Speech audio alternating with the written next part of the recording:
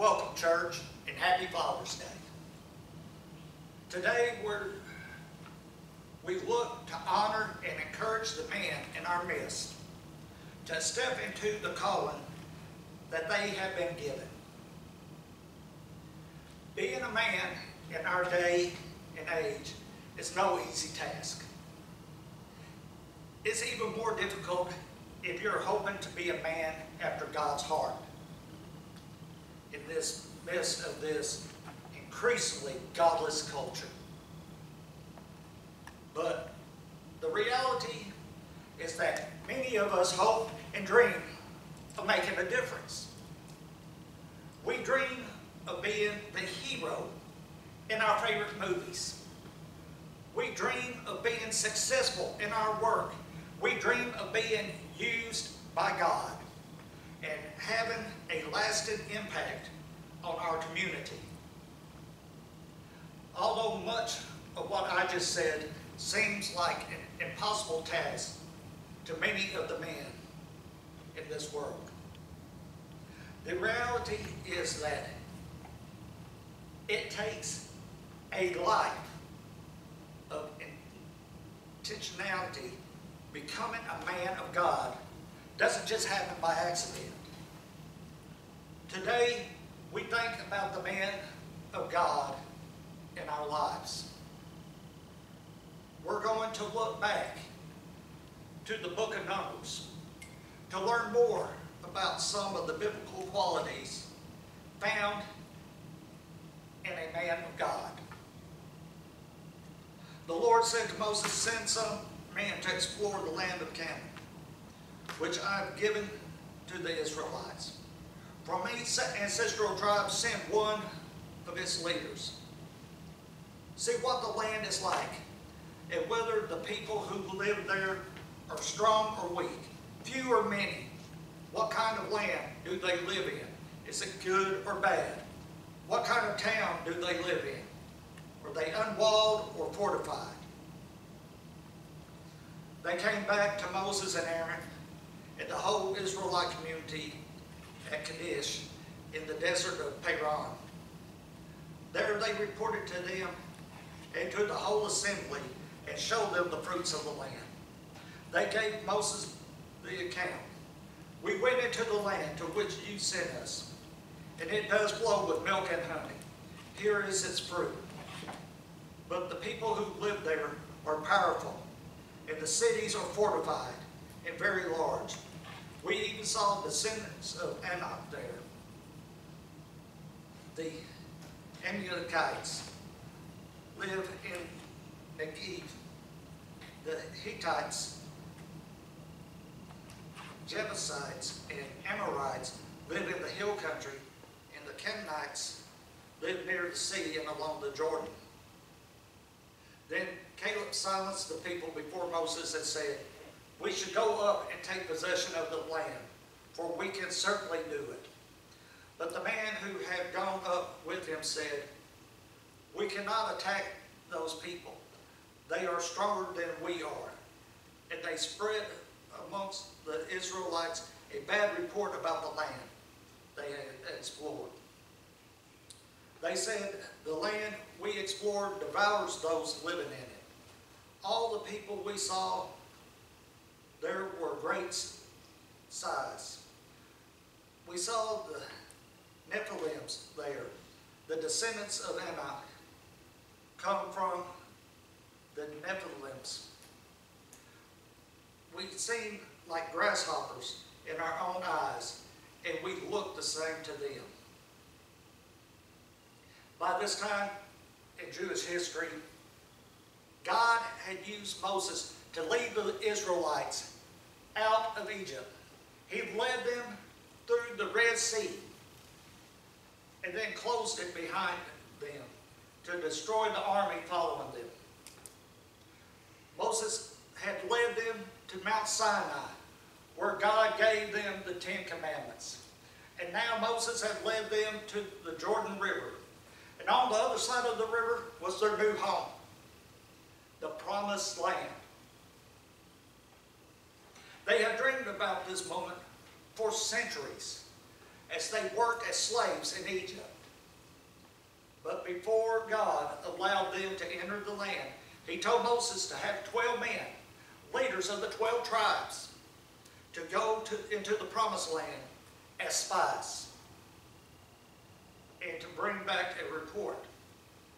The spies checked out the land for 40 days. When they came back, 10 of them said the land was filled with giants. And they reported that there was no way they could beat them. But 2 men, Joshua and Caleb, shared a different story. They told the people to trust God and that God would be faithful to deliver them into the land he had promised them. Now, at this moment in the story, the people of God have a choice to make. Caleb and Joshua have delivered an honest report with a faith-filled response to the potential dangers.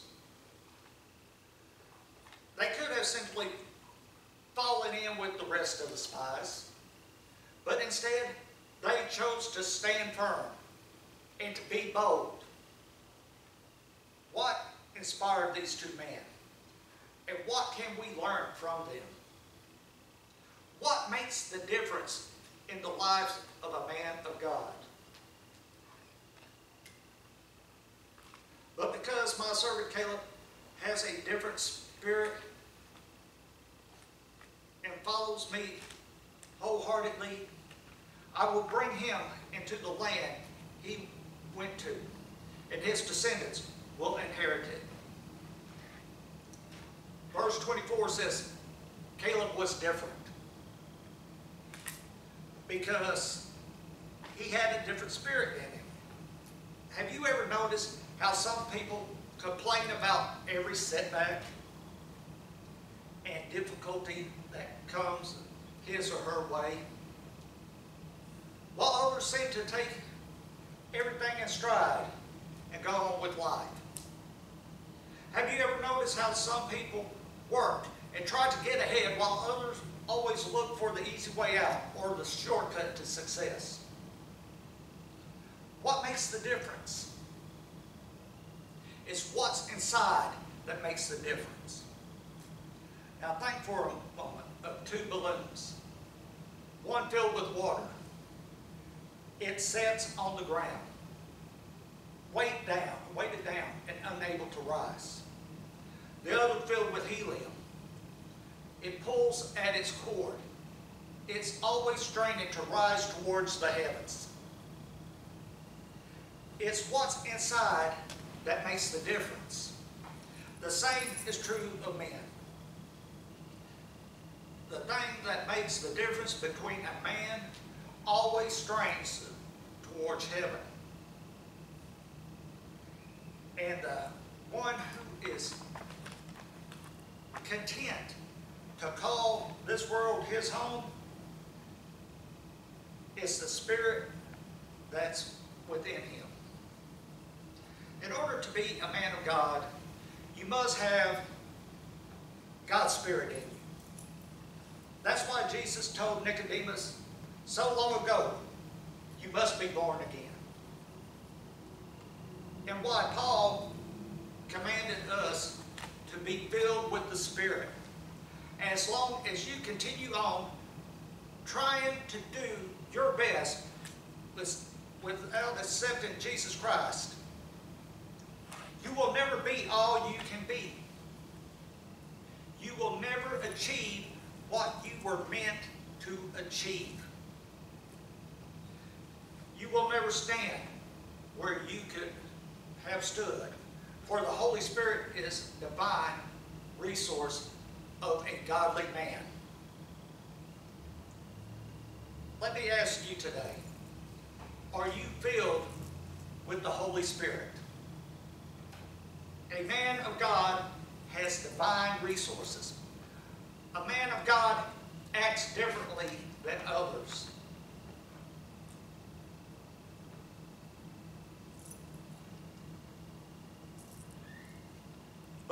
because my servant Caleb has a different spirit and follows me wholeheartedly, I will bring him into the land he went to, and his descendants will inherit it. Caleb followed the Lord completely. And in becoming a man of God, you must learn to follow the Lord completely.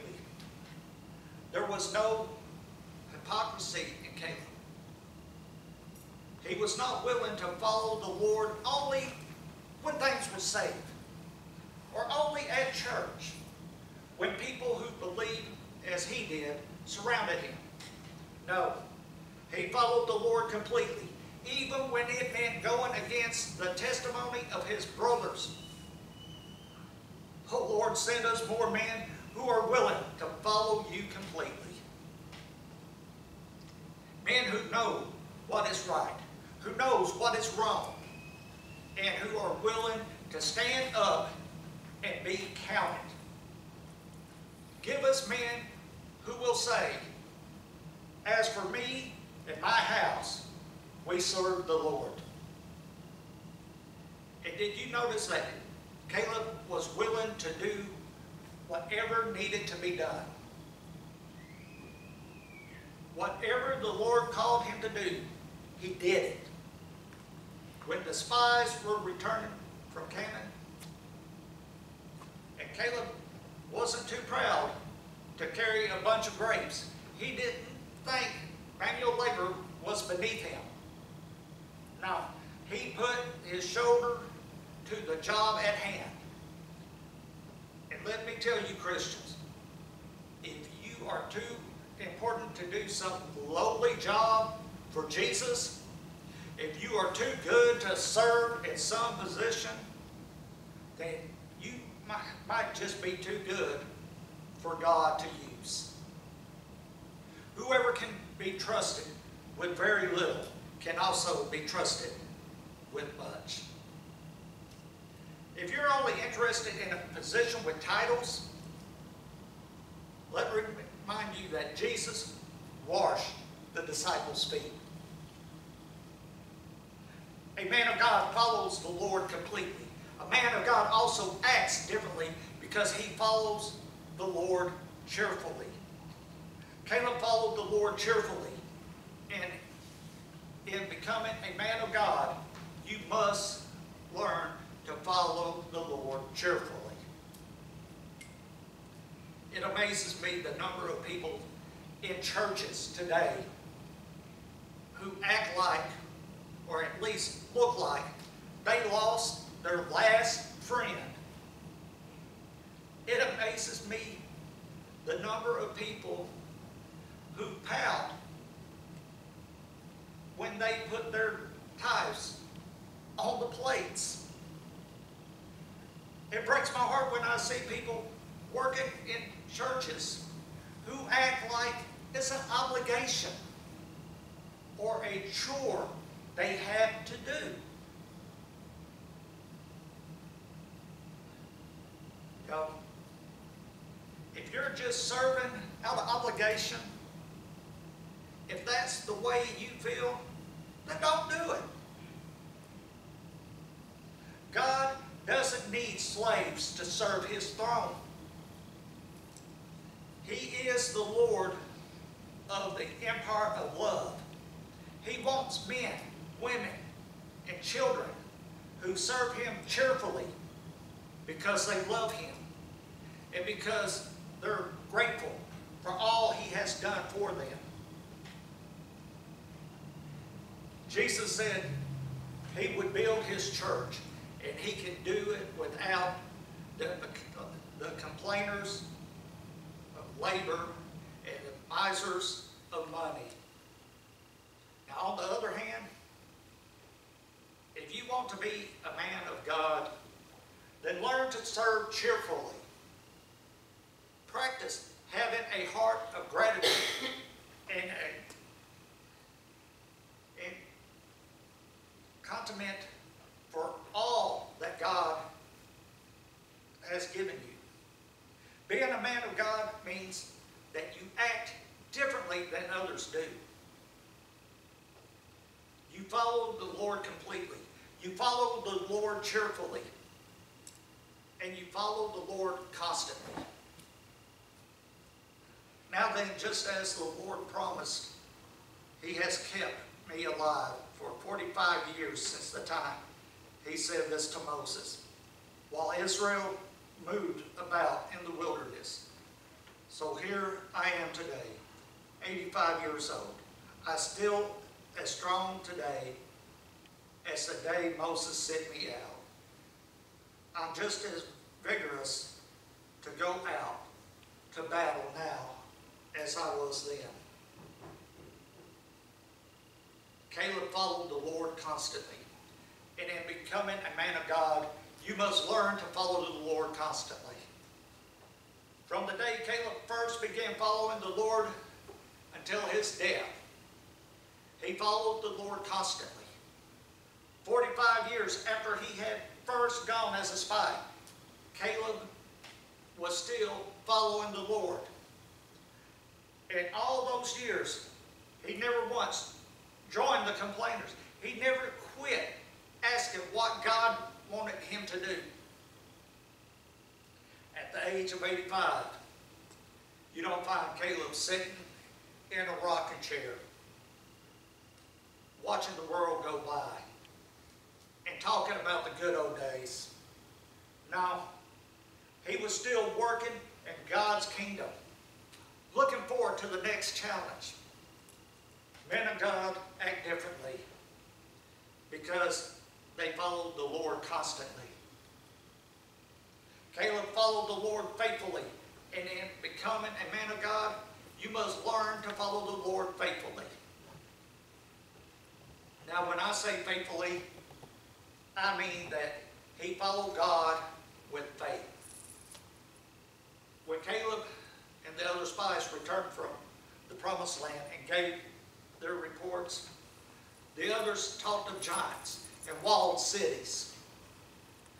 They wanted to return to Egypt, and the things they were missing out on by following God. Not Caleb. When he looked back, he remembered the chains and bondage of Egypt and the miraculous miracles of God, and he had faith. He said, if God could pull us through those difficulties, if he worked in the past, then he will continue to do so now. Caleb had faith. Man, if you want to be used by God, you must follow with faith. Man, if you want to be used by God, you must follow with faith. When difficulties arise, when finances are tight, when sickness strikes your home, when troubles come, when opportunities arise, you need to speak up. Remember how God has promised and protected in the past, and reminded others that the God we serve is not some wimpy little pretend God we give lip service to, but that he is the faithful, almighty, miracle-working, loving God. In difficulties, a man of God has faith. That makes him act differently than other people. A man of God has divine resources. A man of God acts differently than other people. And a man of God enjoys rewards that others miss. But because my servant Caleb had a different spirit and followed me wholeheartedly, I will bring him into the land he went to, and his descendants would inherit it. So the man Moses had sent to explore the land, who returned and made the whole community grumble against him by spreading bad reports about it. These men who were responsible for spreading the bad reports about the land were struck down and died of a plague before the Lord. Of these men who went to explore the land, only two, Joshua, son of Nun, and Caleb, son of Jephunneh, survived.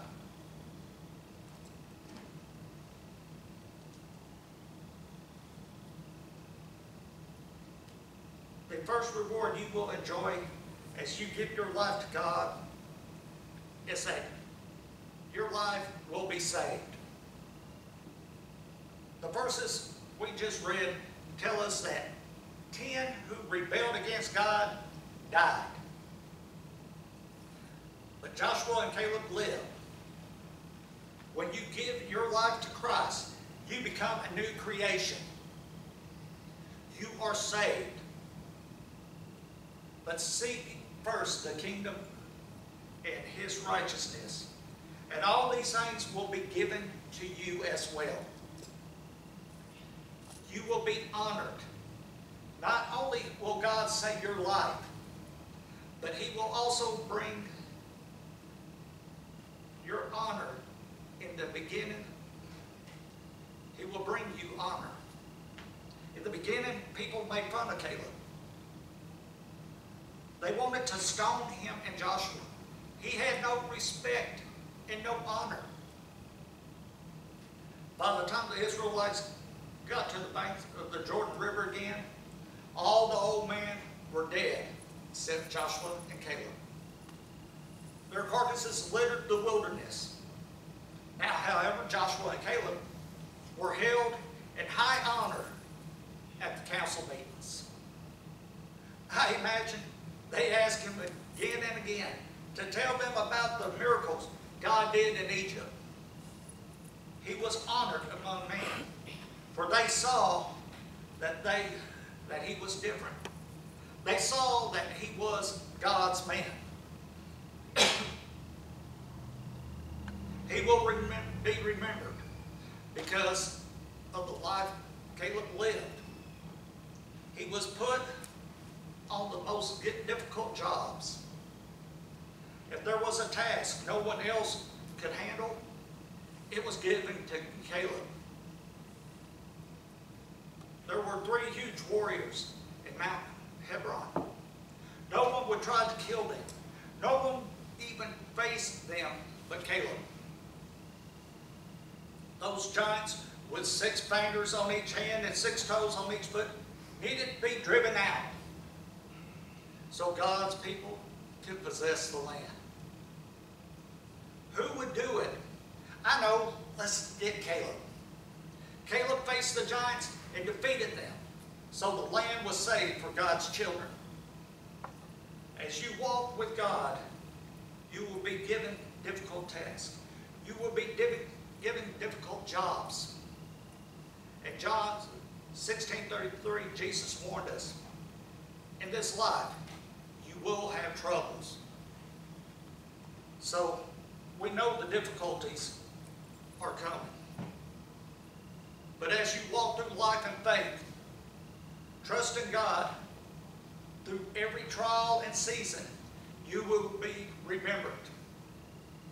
You will leave an inheritance for your children. I envy any man who will leave a godly inheritance for his children. What did Caleb leave his children? He left them the blessing of a nation who knew the Lord. He left them the example of a godly father and grandfather. Caleb was faithful, bold, courageous, and determined. Caleb was a man of God, worth imitating and molding our lives after. Just as the Apostle Paul said in 1 Corinthians 11:1, follow my example as I follow the example of Christ. Man, the Lord has issued the call for godly men. He is looking for men who will take up the cross and follow Him. He is looking for men who will walk with Him constantly, who will take a stand for what's right, and who will invest their lives in something that will last for generations to come. He's looking for godly leaders willing to lead others. He is looking for those who are willing to become godly men. Are you that kind of man? Is something stirring in you today that you haven't felt in a while? Or maybe ever? Is today the day you answer the call? If anything I've said today has resonated with you, please take some time to think and pray about it. Take some time this week to consider the life you've been living and honestly ask yourself, is this the life God called me to do? Is this the legacy I want to leave behind? And if you're struggling, please let us know. Please ask for help, for prayer, for fellowship. Moses didn't send the spies into the promised land alone. He sent them together. Jesus didn't send His disciples out alone. He sent them in pairs. We are a spiritual house, being built by living stones, one on another. And none of us can thrive alone. Let us pray. Lord, thank you for the many godly examples we have in our lives. Give us the strength and courage to answer the call, to be godly men, and to lead in our homes and church and community.